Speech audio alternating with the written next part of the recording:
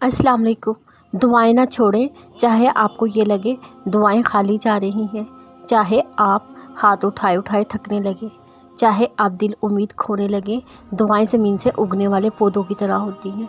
पहले दाना बनती हैं, फिर सब्ज़ होती हैं, फिर कली बनती है, फिर फूल। वक्त लगता है लेकिन काम हो रहा होता है। अल्लाह के यहाँ नाम लिखे जा रहे होते हैं, कली बन रही होती है। दुआएं रद्द नहीं होती, कभी भी नहीं।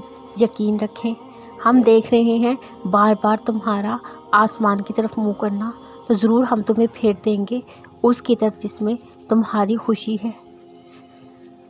जो अल्लाह पर भरोसा रखते हैं वो ना तो कभी माजी के लिए गमज़दा होते हैं, ना ही मुस्तकबिल के लिए परेशान, क्योंकि वो जानते हैं उनका रब बहुत गफूर रहीम, बख्शने वाला, मेहरबान है।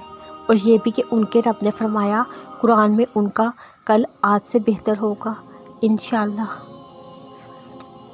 पता है आजकल के दौर में हमारी बेसुकूनी का मसला क्या है? हम बहुत खो गए हैं इस दुनिया की झूठी रौनकों में, और वो भी इस कदर हम अपना असली मकसद भूल गए जिसके लिए अल्लाह ने हमें बनाया था, इबादत करना।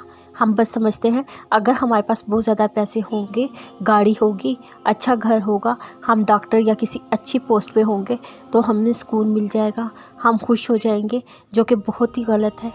याद रखना, सुकून का ताल्लुक़ कभी भी दिखावे वाली चीज़ों में नहीं होता।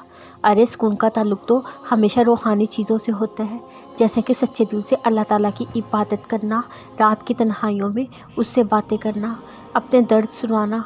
पता है फिर ऐसा लगता है जैसे अल्लाह ताला हमारे सामने बैठकर हमारे सारे दुख सुन रहा है और कह रहा है, ऐ मेरे बंदे तू मायूस क्यों होता है, मैं हूँ ना तेरे साथ, तुझे 70 माओं से भी ज़्यादा प्यार करने वाला।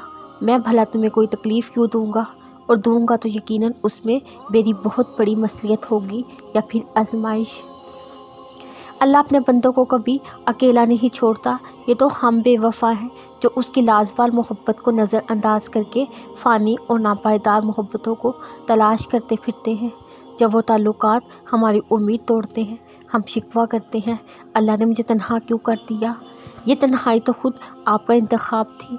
रब ने हर बार आपको मोहब्बत से सदा दी, लेकिन आर्जी कशिश की खातिर आपने दायमी मोहसिन की नाकदरी की, फिर ये तकलीफ़ तो मिलनी ही थी। मुसीबत किन लोगों पर आती है? रज़ी अल्लाह ताला अन्हा फरमाते हैं, मैंने नबी पाक सल्लल्लाहु अलैहि वसल्लम की खिदमत में हाजिर हुआ।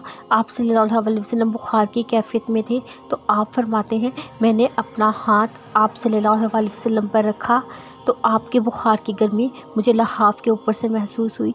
मैंने अर्ज़ किया, या रसूलल्लाह आपको बहुत सख्त बुखार है। आपने फरमाया